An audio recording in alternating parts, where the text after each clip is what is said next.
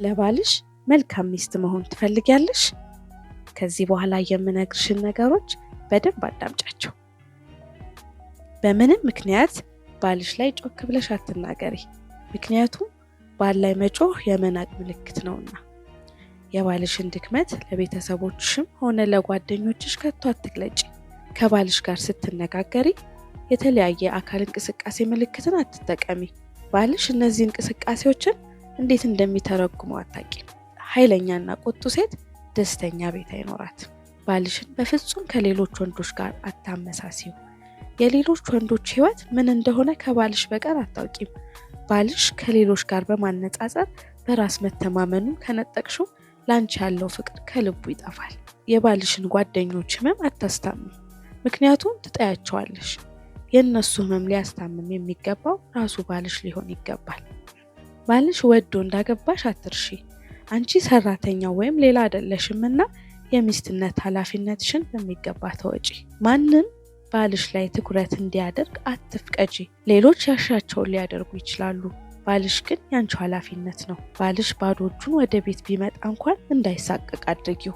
ከቶም አባካኝ አትሆኚ። የባልሽ ላብ የማያባክኑት እጅግ ውድ ነውና።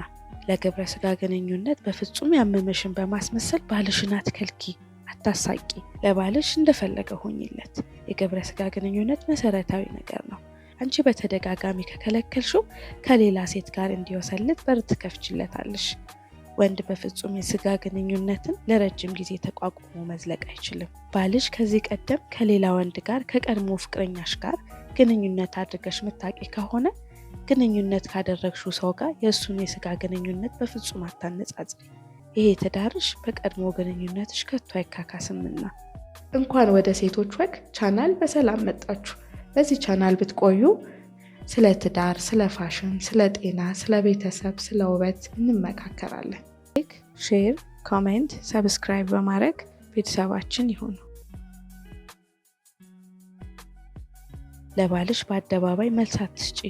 እሱ በአደባባይ ተናግሮሽ ቢሆን እንኳን ነገሩን በልብሽ ያዡ። ባልሽ ላይ በልጆቻችሁ ፊት አትቆጭ ወይም አትቋቋሚው። ብልህ ሴት ይህን አታደርግም። በሚሰነዳዳበት ጊዜ ታሰማምሪውና የሚያስፈልገውን ታሟይለት ዘንድ አትዘንጊ። ጓደኞችሽም ለባልሽ ቅርብ እንዲሆኑ አታድርጊ። በመዋቢያና በመተጣጠቢያ ክፍልሽ ከቶ አትቻኮይ። ውበትሽን ጠብቂ። ባልሽ በሌሎች ቆነጃጅቶች ተከቦ ሊውል ስለሚችል እንዳይሰናከል ሁሌም ውብ ሁኚ።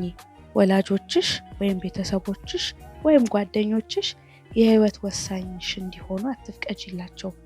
እነሱ ስለ አንቺ ትዳር ውሳኔ እንዲሰጡ በፍጹም አትጠብቂ። ማድረግ ካለብሽ ካለማንም ጣልቃ ገብነት በራስሽ አድርጊ። ገንዘብን የፍቅር መሰረታዊ ነገር አታድርጊው። ባሎች ትኩረት የምትሰጥና በትኩረት የምታዳምጥ ሚስት እንደሚፈልጉ በፍጹም አትዘንጊ። ለሱ የሚሆን ጊዜ በፍጹም እንዳታጪ። መልካም ንግግር የደስተኛ ቤት መሰረት ነውና። የአንቺ ስራ ከባልሽ በብዙ ነገር የተሻለ ቢሆን እንኳን ከቶ ከባልሽ ጋር አታነጻጽሪ። ትዳር የህብረት ስራ ነው። ባልሽ ላይ ጨቅጫቃ አትሆኚ። ባሎች ጨቅጫቃ ሚስት አይፈልጉም። ሰነፍ ሚስት ለምንም ነገር ግድ የላትም። ሌላው ቢቀር ለሰውነቷ መታጠቢያ እንደሚያስፈልጋት እንኳን አታውቅም። ሰነፍ ሚስት አትሆኚ። ባልሽ በጥሩ ሙያ የተሰራ ምግብ የሚወድ ስለሆነ በጥሩ ሙያ ምግብ ስሪ፣ በፍቅር ስሪ። ባል በምግብ ቀልድ አያውቅም። ባልሽን በጣም አትቆጣጠሪ። ይልቁንም እያንዳንዱ ቅጽበት ተዝናኑበት፣ ገቢያችሁን ተጠቀሙበት። ባልሽ ከድካም ሲመጣ ሁልጊዜ ቀዝቃዛ ውሃ ስጪው። መልካም ባህሪሽና ትህትናሽ ውበትሽ ነውና። ስለ ትዳር መልካም አመለካከት ከሌላቸው ሴቶች ጋር በፍጹም ህብረትን አታድጊ፣ ጊዜም አታሳልፊ። አንቺ የተጠሽው ያክል ትዳርሽ ላንቺ ዋጋ አለውና ግድ የለሽ አትሆኚ። ግድ የለሽነትን አስወግጂ። የማህፀንሽ ፍሬ የፈጣሪሽ ስጦታዎችሽ ናቸውና ውደጃቸው፣ ተንከባከቢያቸው፣ አስተምሪያቸው። እናትነትሽን በፍቅር ተወጪ። ቤትሽን ለማስተዳደር ሁሌም አታርፍጂና መቼም ቢሆን ለቤተሰቦችሽን ያለሽን እንክብካቤ አትቀንሺ። የምትጾም የምትጸልም ሚስት ሁኚ። ጠንካራ ሚስትና እናት ሁኚ። ሁሌም ስለ ባልሽና ስለ ልጆች ስለ ቤተሰብሽ የምትጸልይ መልካም ሚስት ሁኚ። መልካም ሚስት ለባሏ ዘውድ ናትና ለባልሽ ጌጥ ሁኚለት።